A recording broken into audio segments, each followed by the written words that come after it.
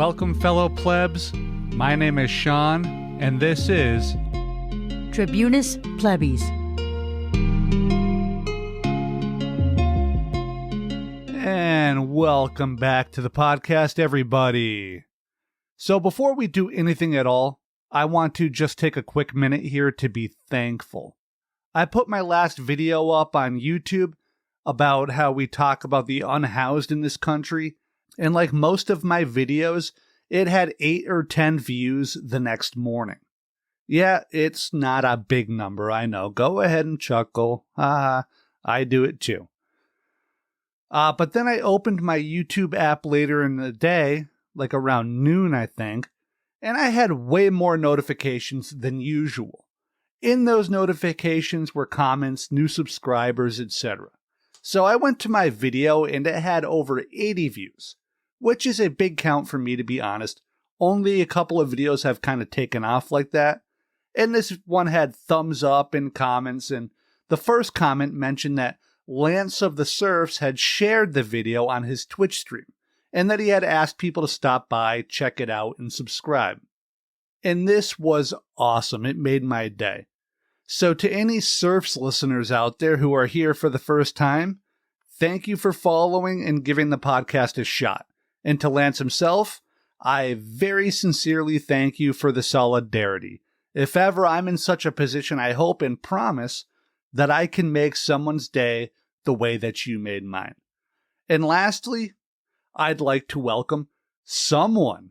Yes, that's the name that they gave, and I don't want to use, any other identifier for their own privacy, but I want to thank someone for being our newest Buy Me a Coffee subscriber at the proletarian level.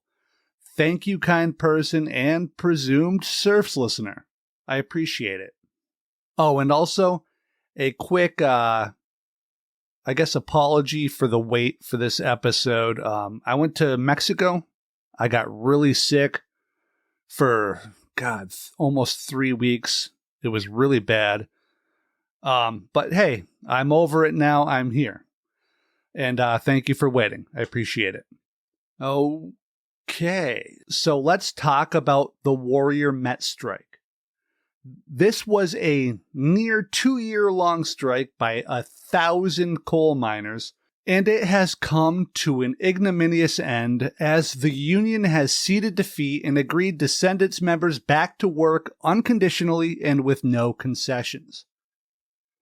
Now, as for how the workers, the rank-and-file union men and women, and how they feel about this result, it's hard for me to say right now, as I haven't seen too much about that yet. It looks like they're going back, but I'm not sure how happy they are with this decision. Also, like I said a couple episodes back about strikes, I personally try not to judge workers for signing contracts or going back to work or not going back to work and stuff like that. Strikes are really, really hard and really tough, let alone a strike that lasts 2 full years. Whether this ends up being the correct decision or not, in my opinion at least, is not something for me to judge. It's up to the workers who are actually in the trenches fighting the fight. And this story, I've been meaning to cover it for a while now, like almost all 2 years. I know, how the hell does that even happen? Well, other things continually pop up, and the longer it goes, the less of a focus it becomes. And the real reason why I just told you that a little, embarrassing tidbit was to help highlight how many other people also looked past this strike. It's really a little shameful how little this story was covered by not just me, but also some of the bigger shows out there that have more episodes, more, time and resources to make available to it. It was a story that I should have covered before for sure, and that many of these other people should have covered as well. Or at least covered more for the ones who did dedicate some time to it. I'm really not even sure who did the most coverage, so, I can't even praise anyone for it. So, this was a strike at the Warrior Met coal mine in Alabama. And it had been going on for, like I said, 2 years, almost to the week. I think it would end up being like three 3 weeks short of exactly 2 years, I believe. And hello there, everybody. As most of you probably know, this podcast takes a lot of time and effort to put together and, to get out there for you good folks to listen to. And you, our listeners, can help us by liking and subscribing on YouTube. So please take a second to click those little buttons. It helps a ton. And if you are feeling just a little bit more generous and you enjoy what we do here at Tribunus Plebis Media, you can help us earn just a little bit of money for the large amount of labor that we put into this thing by signing up on our Buy Me a Coffee page, where you can make a one-time donation or sign up for a recurring monthly subscription. We do all of this for free, and we will never run ads in our works. But any contributions really do help keep the show going and improving. The page address is buymeacoffee.com/Tribunus Plebis. And of course, all links will be in the show notes and descriptions wherever you are listening or watching. Thank you. And now, back to the episode. So, given the length of the strike, I'm not going to, run down point by point over the entire span. But I will go through a short timeline of what led to the strike and the strike itself. I just want to note that the strike and its causes aren't the primary focus here. What I really want to focus on in this episode is the response of the company and the state and how they directly harmed the cause of the workers with their actions and reactions, and lack of actions, actually. And I think that this is a really important aspect of these things to focus on, and I think it lines up really nicely with what we are trying to do here at Tribunus Plebis. Some of you unfamiliar with the Warrior Met strike might be wondering at this point exactly how it all started. Well, it started, basically because Warrior Met, that's a company name, by the way, just in case it wasn't clear, they got into financial trouble due to coal prices dropping. And I guess I should add here, before I say that, I'll say this, that I'll talk a little bit more about the specifics of why Warrior Met failed and how it was created and everything in a little bit. But what I was going to say is I should add here that the coal that these workers mine at Warrior Met, it isn't the sort of coal we use for energy. This particular type of coal is used in steel making, which is why steel prices and, manufacturing is important here. So this trouble all actually began in 2016 when Walter Energy, the predecessor to Warrior Met, it collapsed into bankruptcy as the price of steel collapsed. Warrior Met was then formed by the holders of that company's debt in an effort to get some of their money back. Warrior Met was then itself in trouble. After all, changing a name and restructuring things doesn't really drive up the prices of steel or fix all of your problems. And it offered the miners an option. Either accept some cuts to keep the doors open and keep their jobs, or the mine was just going to close. The workers were presented with a 5-year contract that cut their pay by $6 an hour, or about 20%.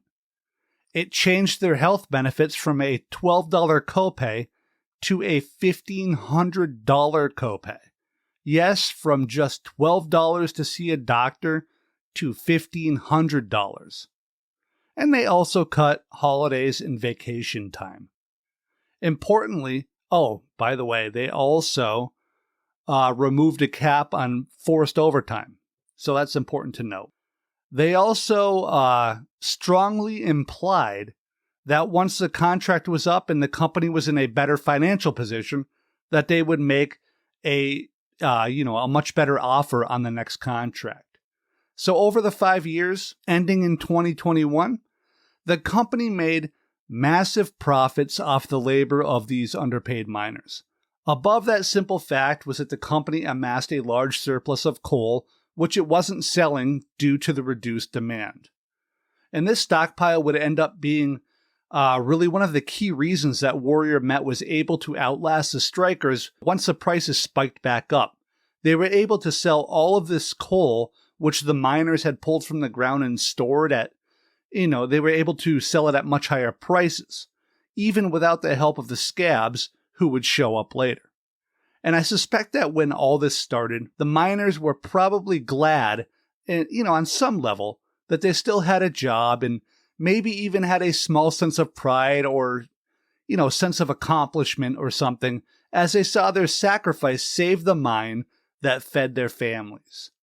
And I'm sure that as they saw the company thrive and roll into profits and start paying millions of dollars to shareholders, again, all of that extra cash derived from the brutal work conditions from the reduced 5-year contract, the workers maybe believed that their time would come and they'd get a good contract.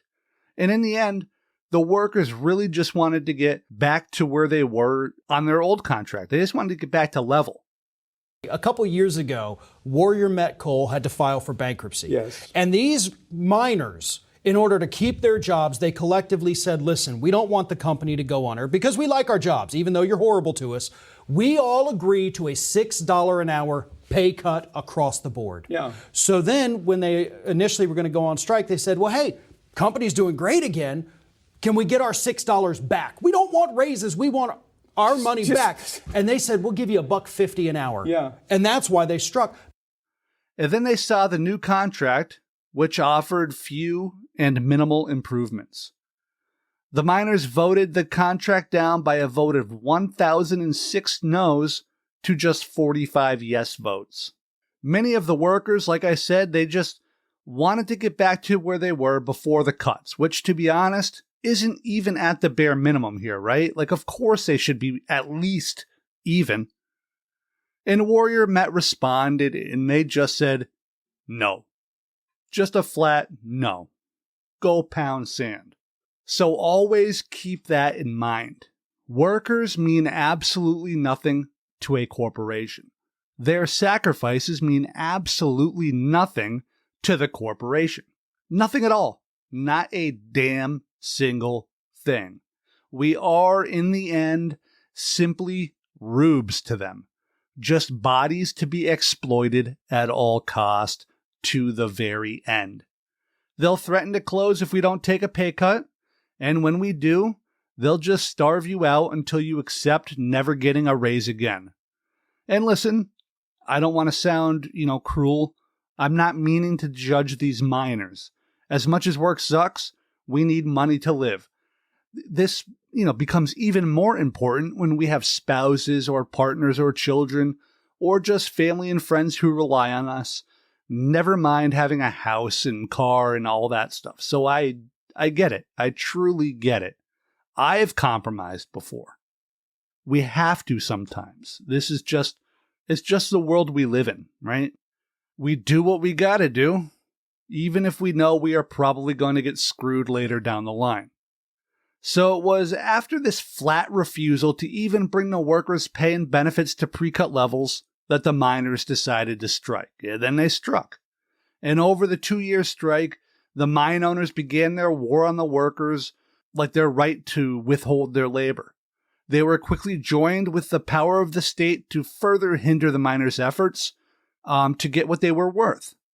And I'm going to talk about some of the tactics in that war that the corporation used. And this will only be a partial list of the tactics used by the company, but they highlight a lot of the issues inherent in the labor struggle. The first is the use of the Alabama State Police to protect the company, to be antagonistic to the strikers, and to actually escort the sniveling scabs through the picket lines. I guess it's technically the Alabama Law Enforcement Agency Highway Patrol Division. But I think it's basically the same thing as state police here in Massachusetts. But, anyway, this highlights 2 criticisms of the police. The first is that they are indeed all bastards. Let's not pretend that that's not real. The second is that the police are never there to help citizens or workers. They are always there to serve capital when, the capital and workers clash.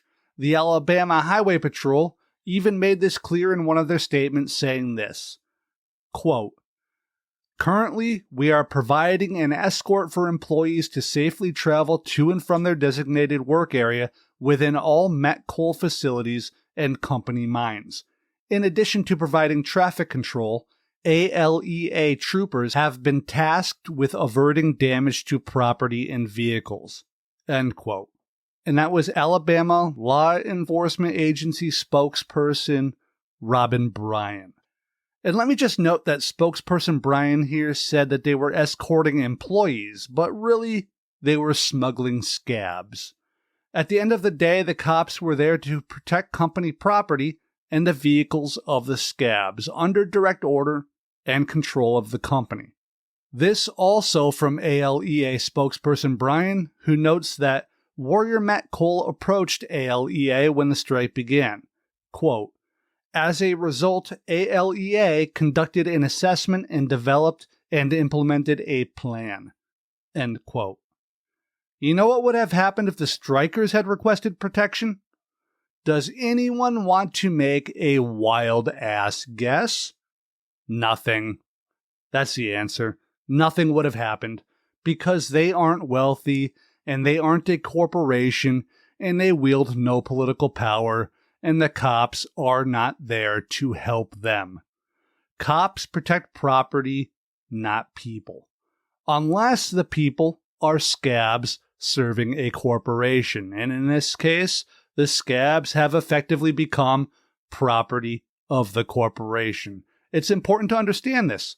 The Alabama Highway Patrol certainly knows what's going on, and they know exactly where they stand. Just to further the point here, I will repeat a popular meme here. If a worker were to steal $100 from an employer, the cops would get called, show up, and arrest the worker. They'd lock that worker in a cell, fine them, pressure them to take a plea deal, ruin their life, and shake the CEO's hand on the way out, and that worker would definitely lose their job. Now, if an employer steals, say, $10,000 from a worker, or maybe multiple workers, and the workers were to call the cops, they'd be told by those very same police to go pound sand. They don't care. Protecting the people from the powerful is literally not their job. They aren't there for the plebs, they're there for the bourgeoisie. And I know that sounds overly simple, but try to argue against it. I don't think that you can. More directly here, between no extra overtime pay for Sundays and holidays being eliminated, 10 actually annual paid holidays being cut, and a draconian attendance policy being instituted, along with no cap on forced overtime hours, the union estimates the losses to workers totaled $1.1 billion over the 5 years of the contract. Over $1 billion stolen. Where were the cops to protect the workers from that robbery? They weren't there because they were too busy reflexively siding with capital. And yeah, a couple car windows got broken, but they belonged to scabs, so why would anyone care other than the cops being sent to protect the company's property? Would the cops protect the striking workers from, anything at all while they're on the picket line? Nope. I mean, there's videos of cars driving through the picket lines, injuring workers. Did cops show up? Nope. They just strap on their guns and prevent them from picketing anywhere near a Warrior Met facility. More on that in a bit. And none of this is really strange either. Not in the very least. The Warrior Met Corporation just continued a very long, very violent tradition of siccing the violent fist of the state on its recalcitrant workers. A tradition that is as old as capitalism itself. Older, really, but, we got certain things to focus on here, right? The next big thing that was used against the strikers was in October of 2021, when a circuit judge named James H. Roberts Jr., obvious piece of crap and enemy of workers everywhere, He issued an order that prohibited picketing or other union activity within 30 yards of 12 different locations owned by Warrior Met, including office buildings and the mines themselves. Tuscaloosa County Circuit Judge James Roberts issued a temporary restraining order banning any picketers from within 300 yards of facilities owned by Warrior Met Coal, including this one. It appears, even though there are no picketers here today, that both sides are digging in for an even longer fight. This is what I meant by the cops protecting capital and preventing workers from picketing near company facilities. The order also prevented the miners from behaving, quote, in any manner interfering with, hindering, or obstructing by threats, intimidation, or acts of violence the conduct and operation of Warrior's business and supporting activities, end quote. So this here is the government literally removing from its citizens the constitutional right to assemble and to express free speech. And not in this ridiculous Twitter sense of those, words either. This is actually the government actually suppressing the right to gather, to picket, and to let scabs know that they're disgusting excuses for human beings. And allegedly bouncing a few rocks off their windows. So what does this mean? It means that the state took steps to strip from workers one of the most powerful tools they can use during a strike. The ability to picket at the gates, hold signs to communicate their goals in key areas, to make themselves seen not just to the public, but to the bosses as well, to create solidarity and, yes, even preventing the dirty, slimy scabs from sneaking in and undermining their cause. Striking miners told our Chip Scarborough earlier this week they are outraged by those crossing the picket lines. Here's the thing. Once you're a scab for life. It'll not leave them. It'll follow them anywhere they go in their career now. And the union's president says he believes the new restraining order is in part unconstitutional, saying the Constitution of the United States protects American citizens' rights to stand on the side of the road and call a scab a scab. It protects their rights to peacefully assemble and air their grievances with an employer. We can't underestimate or undersell how devastating such an injunction is to a strike, even for short periods, let alone for months or for years. The government is attempting here not to directly remove the right for workers to strike, but rather they are trying to defang the strike until the act is so impotent that actually banning it becomes unnecessary. And now, before we get to the biggest and, most frightening threat to union workers that emerged from this strike, let's take a minute to talk a little bit more about the so-called replacement workers, aka the scabs. Now, I actually recorded this little essay as its own episode called Ode to a Scab, but I'm going to read it here again before I go on. Ode to a Scab by Jack London. Quote, after God had finished the rattlesnake, the toad, and the vampire, he had some awful substance left with which he made a scab. A scab is a two-legged animal with a corkscrew soul, a waterlogged brain, and a combination backbone made of jelly and glue. Where others have hearts, he carries a tumor of rotten principles. When a scab comes down the street, men turn their backs and angels weep in heaven, and the devil shuts the gates of hell to keep him out. No man has a right to scab as long as there is a pool of water deep enough to drown his body in, or a rope long enough to hang his carcass with. Judas Iscariot was a gentleman compared with a scab. For betraying his master, he had character enough to hang himself. A scab hasn't. Esau sold his birthright for a mess of pottage. Judas Iscariot sold his Savior for 30 pieces of silver. Benedict Arnold sold his country for a promise of a commission in the British Army. The modern strikebreaker sells his birthright, his country, his wife, his children, and his fellow men for an unfulfilled promise from his employer, trust, or corporation. Solidarity wins. End quote. Okay, so now we all know exactly what a scab is. Let's talk a little bit more about the specific circumstances here.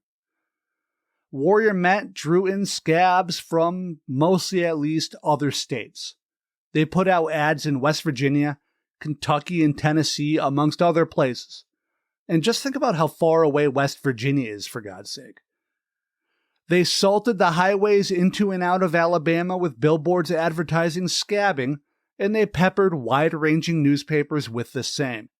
And the scabs came, scurrying from undercover like the class traitor roaches, which they are.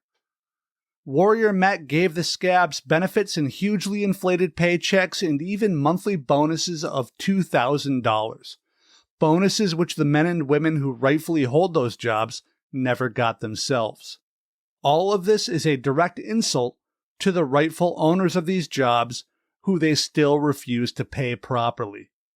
You combine this with the booming profits, even with the skeleton crew of scabs and lots of coal left in the ground, and you get a massive lever that the Alabama Highway Patrol pigs and the state judiciary helped Warrior Met wield against the workers in that state.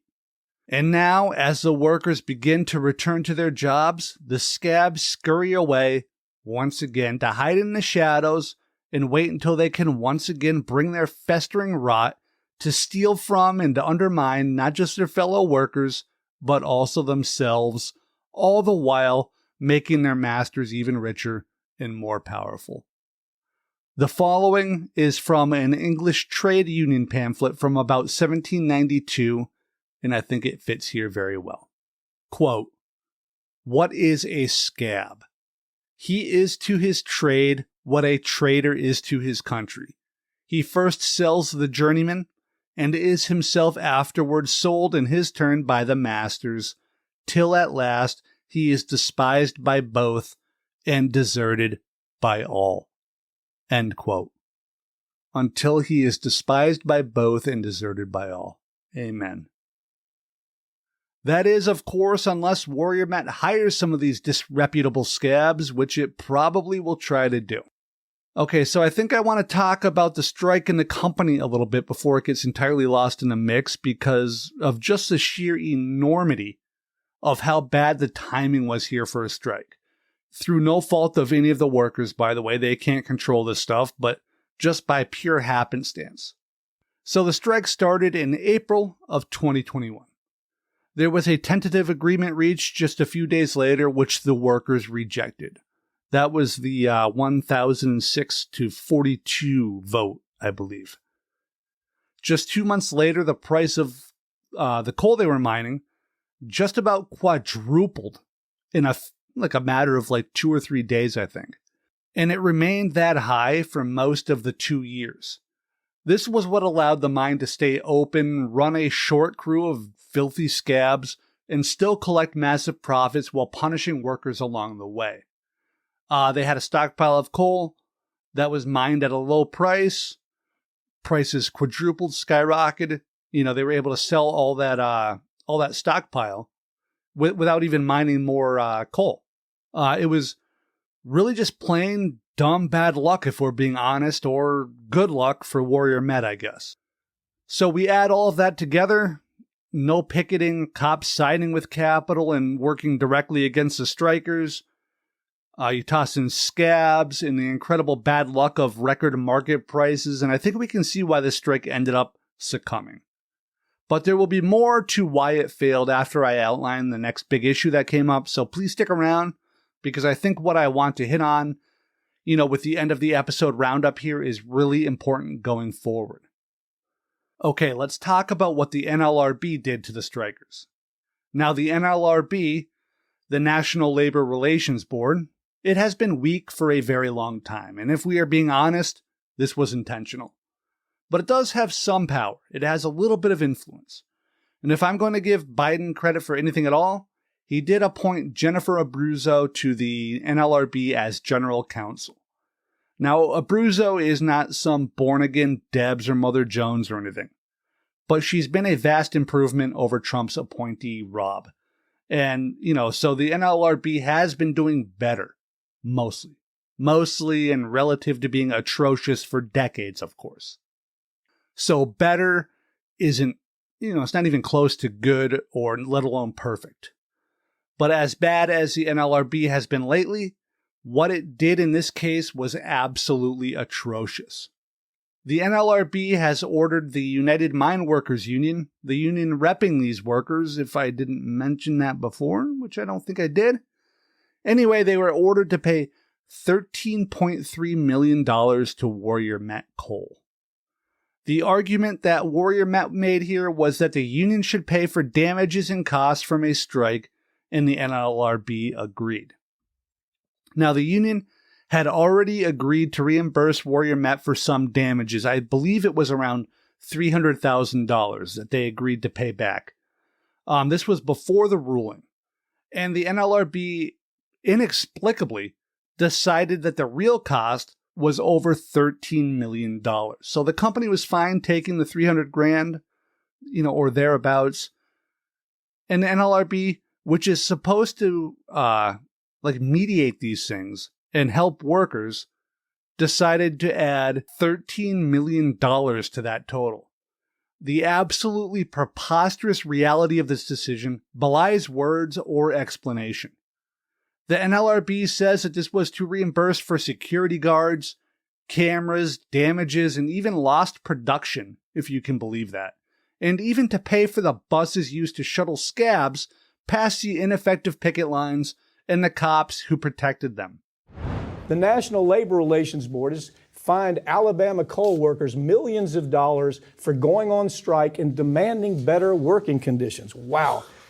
When you found this story, and when you sent it to me, I said, really? Is this true? Because I went back and looked at a second source. They fined the people who were saying, you're killing us. The work conditions aren't safe. You're overworking us. You're putting us at health risk. For them to have done that, the union to have done that, they fined each one of the people working and that were demonstrating about this $13,000. $13 million is what Biden's NLRB, he's making the appointments here. They said, you have to pay $13 million for going on strike. Right, you have to pay Warrior Met Coal because they had to get the buses and bring in the scabs. They had to pay for extra security because you're out there picketing them. So they are recouping the costs, again, from Biden's NLRB to Warrior Met Coal that made, $146 million the first 3 months of this year. Yeah. And so they have the money to protect these workers who, oh, by the way, if you are sick for 4 days out of the year, you're fired. It's a zero tolerance. Okay. Let me put in this perspective. Let me slow down on this story just a little bit. You pointed out that the NLRB, and I'm calling it Biden. You can get up, viewers can get upset. It is his NLRB. He's made the last appointments. So they said that, it's not fair to the company that, oh, by the way, made $146 million in profits within a period of 6 months, okay? $146 million. But the company says, well, golly, oh, by the way, they paid the CEO $5.7 million during this, $5.7 million during the same period of time. They said, oh, but this is you've lost production for this company. We've had to pay for guards and we've had to pay for cameras because of your strike. We've had to pay for buses to move in the scabs to take your job. Yeah, if this decision sets any sort of standard, it will completely cripple, not even cripple. It will literally kill the idea of a strike ever being worth implementing and using. Warrior Met has claimed that the strike cost the company about $8 million in the second quarter of 2022 for things like increased security and unmined coal. But that same quarter, the company reported $297 million in net income, a record for the company. And all of that just sort of clouds that harming a company's production is literally the point of a strike. It's literally what they're supposed to do. What else is there for a strike if not that? To force striking workers to pay back the company they are striking against for lost work is paramount to making unions worthless and toothless. forcing them to pay for the busing of scabs who are scabbing the workers' rightful jobs is just the final spit on the insult cake. Think about that. $13 million to pay back the company for hiring cops to abuse them, forcing men and women to pay for their own abuse by the state. Now, I don't think that the union will have to pay $13 million at the end of the day. I tried to figure out where the order stands as of right now, but I couldn't find anything. I did find two things about it. One is that, like I mentioned, the union had agreed to pay a certain amount of damages, in an effort to protect the workers, and then the NLRB massively jacked up the numbers to over 13 billion. Or million. Have I been saying billion this whole time? It's 13 million. 13.3 million, I believe. But I'm not sure which will ultimately override which. The union deal with Warrior Met or Biden's NLRB decision. Regardless, this precedent is incredibly dangerous for every union and every strike going forward. A dangerous precedent is being set that future CEOs and politicians are taking careful note of, even as I record this. It will be leveraged to harm the working class in this country. Okay, so the final thing I want to visit here is how we responded to this strike as people, and I guess independent media or commentators. So the broader media, mainstream media, I guess, just mostly wasn't really there. And honestly, we wouldn't expect them to be. It's not a country-crippling strike like a commercial pilot strike would be, or, a massive train strike is. They don't care about 1,000 workers in Alabama. And the larger, progressive left media wasn't there enough either. And at the YouTube and podcast level, there just wasn't enough coverage. I'm not saying there was no coverage. Some places did more than others. The Real News Network did some. A More Perfect Union did some. I think I saw some stuff on Democracy Now! As well. And other podcasts focused on the strike in a few episodes, I'm sure. Coverage existed. And, bless my heart, I'm sure there's more as well that I just didn't hear or I'm not remembering. And like I think I mentioned in the beginning, I myself completely failed to cover this outside of one brief mention, I think. I just totally failed my brothers and sisters out there on the line. So, I'm not trying to bash other people, per se. I'm just as guilty as they are. And this is my last point here, I think, before we wrap this up. The strike came to this undignified end, not just because of what the company did, or because of what the government did, or what the mainstream media did, or even what the strikers failed to do. The left media, the YouTubers, the podcasters, me, we all didn't do enough either. We didn't do enough to spread the word, to rally support, or to demand change. And I stand guilty of that more than anyone, though I stand in front of a much tinier audience than some others. But still, here I stand guilty. These miners bravely and resolutely struck for 2 damn years. And they didn't get the support that they, 1, deserved, and 2, needed. They were supported by their families for sure, and the community more broadly, but not enough nationally, even from other unions. Can you imagine what a 2-year strike will do to, individual bank accounts, to mortgages, credit card statements? And, we just weren't there near enough for these folks. And these people did it for 2 years. And the support just slowly withered away from day one. But they still stayed the course for 2 damn years. They were more or less abandoned mid-strike, in the middle of a right-to-work state, and at the mercy of a corporation, the judiciary, the state-level police, and the obscenity that is passing itself off as the NLRB. And that's something I think we all need to work on at every level of this stuff. Supporting local strikers, supporting strikers across the country, supporting any strikers we can in any way we can. Solidarity funds, GoFundMes, whatever. I don't know. I know that people create hardship funds and whatnot, and I also know that giving isn't always easy. God knows I don't have a ton of extra money. But we can help in other ways as well. Sometimes just talking out loud is support. And, this is just an ending that's just as sad and messy as it was predictable. As the story lost its steam and they had nobody, or at least not enough people, left there to stoke the fires and keep the pressure built up. And so the union moves on, making a decision that I'm sure wasn't easy, and sends its workers back to the jobs. The strike itself is over, but the fight is not. I don't believe that this is, the last we will see of these miners as they fight the good fight to get all that they deserve and more. They still don't have a contract, but their leverage is also gone. So now it's back to negotiations and the bargaining table. And I hope that they get everything that they deserve. And all of this, every horrible detail that we've talked about here, was done to a relatively strong and relatively militant union, at least locally. They just fought as hard as they could for 2 full years. I want to keep repeating that. It was done to 1,000 workers who held out as long as they could, and the company won. Warrior Met itself wasn't just exerting their power to harm their workers, even though that was definitely one of their goals.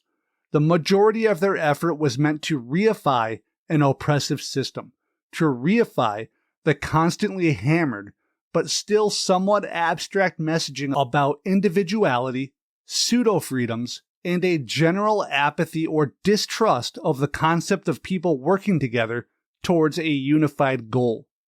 The Warrior Met leadership was certainly lording over their workers and starving them into submission. But I think there is another level here as well. These goofball dorks weren't just trying to send a message to their workers. They were trying to send a message to all workers. Get in line or die.